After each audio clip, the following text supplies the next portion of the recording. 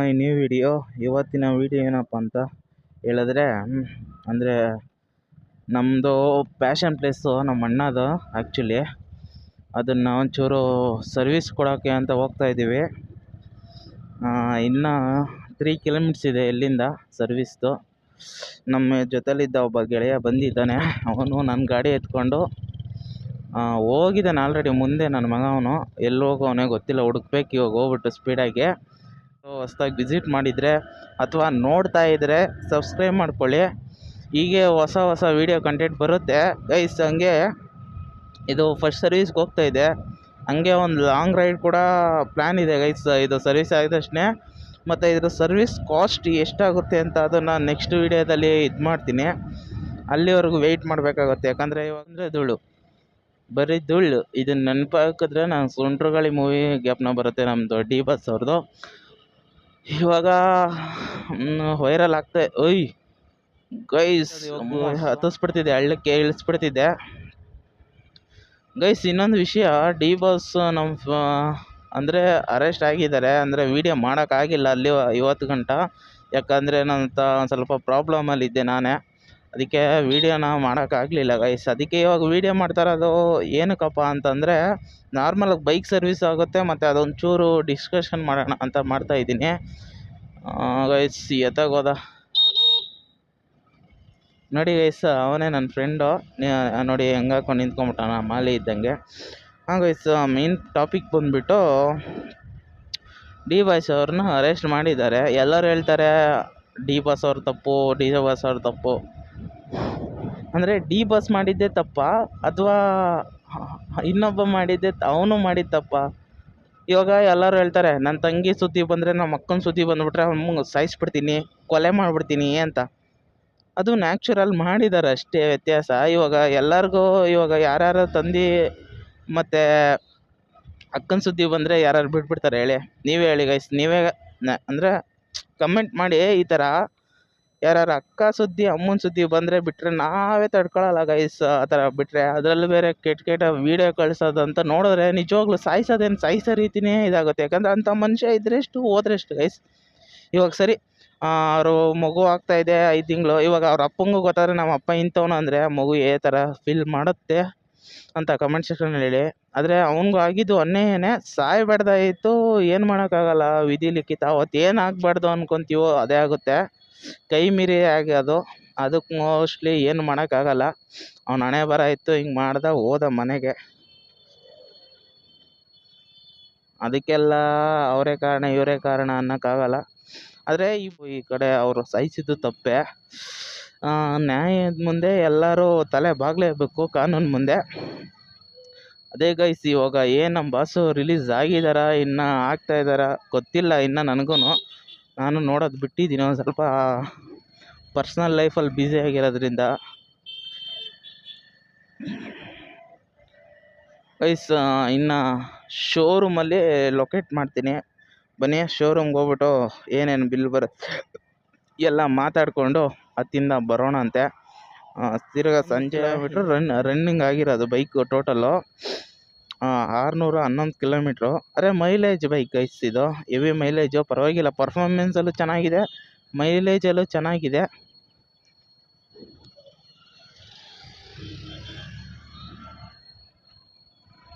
ಮೈಲೇಜಲ್ಲೂ ಪರವಾಗಿಲ್ಲ, ಪಿಕಪ್ ಮಾತ್ರ ಆರಾಮಾಗಿ ತಗೊಳುತ್ತೆ. ಸ್ಪೆಂಡರು ಬೆಸ್ಟೇ ಗೈಸ್. ಆದರೆ ಇದೇನಪ್ಪ ಅಂದರೆ ಚೆನ್ನಾಗಿದೆ ಒಂಥರ. ಯಾಕಂದರೆ ನಮ್ಮಲ್ಲಿ ಆಲ್ರೆಡಿ 20 ವರ್ಷದಿಂದ ಯೂಸ್ ಮಾಡ್ತಾ ಇರೋರು ಇದ್ದಾರೆ. ಅದಕ್ಕೋಸ್ಕರ ಒಂದು ನಂಬಿಕೆ ಅಂತಾರೆ ಹೇಳ್ತಾರಲ್ಲ, ಹಾಗೆ ಹೀರೋ ಕಂಪ್ನಿಯವ್ರ ಮೇಲೆ ಒಂದು ನಂಬಿಕೆ. ಕೈ ಹಾಕ್ಬಿಡೋದು, ಹೋಗ್ಬಿಡೋದು ಗೈಸ್.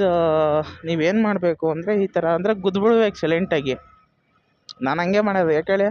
ಅಲ್ಲ ಗೈಸ್, ಒಂದು 100 ಇಲ್ಲ ಅಂದರೆ ಈ ಬೈಕಲ್ಲಿ ಬಿಡಿ 50-60ರಲ್ಲಿ ಹೋಗ್ತಾ ಇರ್ತೀವಿ, ಕಂಟ್ರೋಲ್ ಮಾಡ್ಬೋದು. ನಾನು ದೊಡ್ಡ ಗಾಡೀಲಿ ಗೈಸ್ R15ಅಲ್ಲಿ 100 ಮ್ಯಾಕ್ಸಿಮಮ್ ಅಂದರೆ 100 ಮೇಲೆ ಟಚ್ ಇರ್ತೀನಿ ನಾನು. 100 ಮೇಲೆ ಕಮ್ಮಿ ಇರೋದೇ ಇಲ್ಲ. ಆ ಟೈಮಲ್ಲಿ ಅಡ್ಡ ಹಾಕಿದ್ರೆ ಹೆಂಗೆ ಗೈಸ್ ನಿಲ್ಲಿಸೋದು ಹೇಳಿ? ಕಾರ ಅದು ಹಾಕೋಣ, ಕಾರಲ್ಲೇ ಬ್ರೇಕ್ ಕಂಟ್ರೋಲ್ ಬರೋಲ್ಲ, ಇನ್ನು ಬೈಕಲ್ಲೆಲ್ಲ ಹೆಂಗೆ ಬರುತ್ತೆ ಹೇಳಿ? ಆ ಟೈಮಲ್ಲಿ ಏನು ಮಾಡಬೇಕು ಅಂತ ಕಮೆಂಟ್ ಸೆಕ್ಷನಲ್ಲಿ ತಿಳಿಸಿ ಅಂತ ಹೇಳ್ತೀನಿ ಗೈಸ್. ಇವಾಗ ಸ್ಟ್ರೈಟು ಶೋರೂಮಲ್ಲಿ ಲೊಕೇಟ್ ಮಾಡ್ಕೊಳ್ಳೋಣ. ಹಲೋ ಗೈಸ್, ಆಲ್ರೆಡಿ ಬಂದಿದ್ದೀವಿ ಶೋರೂಮ್ ಹತ್ರ. ನೋಡಿ, ಟ್ರಾಫಿಕ್ ಇದೆ, ಒಂಚೂರು ಟ್ರಾಫಿಕೆಲ್ಲ ಮುಗಿಸ್ಕೊಂಡು ಹೋಗ್ಬೇಕು.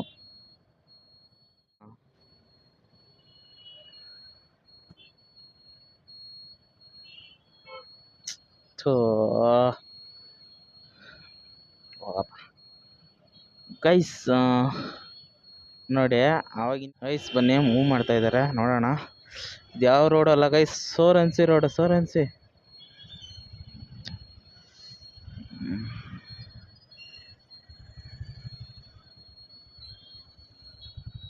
ಟಚ್ ಆಗಿಲ್ಲ ಗೈಸ್, ಟಚ್ ಆಗಿಲ್ಲ. ಹಿಂದೆ ಎತ್ಕೊಳ್ಳೋಣ.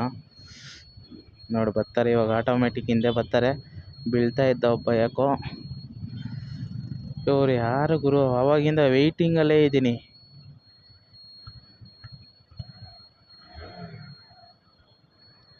ಗೈಸ್ 613 ಕಿಲೋಮೀಟ್ರ್ ಓಡಿಸಿದ್ದೀನಿ. ಓ ಶಿಟ್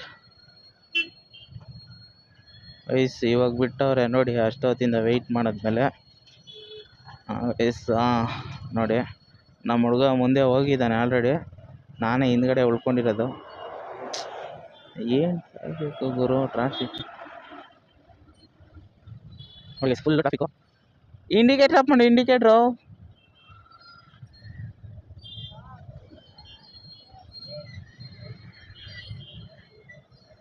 ಗೈಸ್, ನಮ್ಮ ಹುಡುಗ ಇಂಡಿಕೇಟ್ರ್ ಕೂಡ ಆಫ್ ಮಾಡೋಕೆ ಜ್ಞಾನ ಇಲ್ಲ ಗೈಸ್. ಬನ್ನಿ ಗೈಸ್, ಫಸ್ಟ್ ಸರ್ವಿಸಿಗೆ ಬಿಟ್ಬಿಟ್ಟು ಬರೋಣ.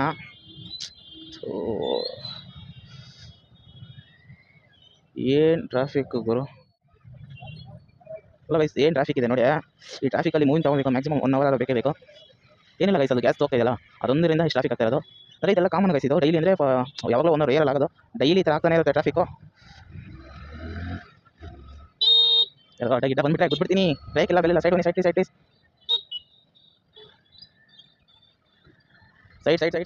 ಪ್ಲೀಸ್. Side please.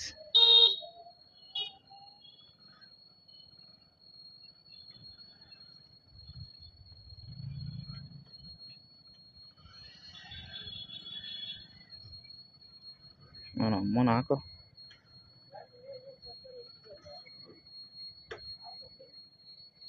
ನಿಲ್ಸ, ಆಫ್ ಮಾಡಲ್ಲ.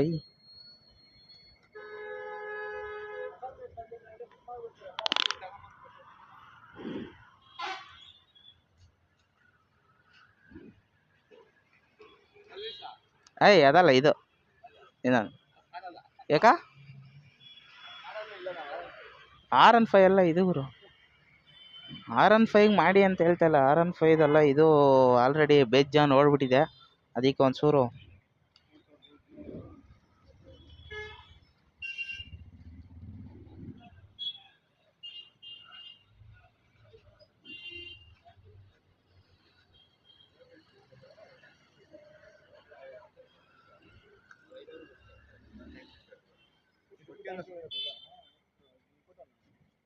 ಸೈಡಲ್ಲ ಇಲ್ಲ ಟೈಮ್ ಕೊಡಿ.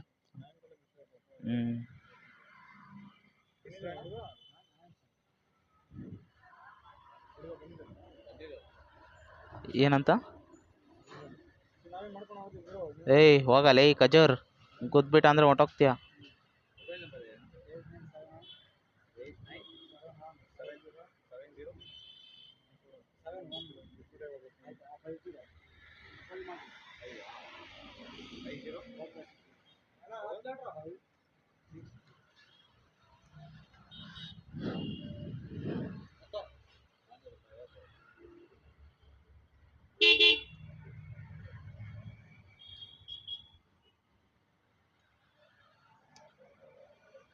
ಯಾವುದಿದು? ಪಲ್ಸರ್ 250 ಹೋಯ್ತು, 150.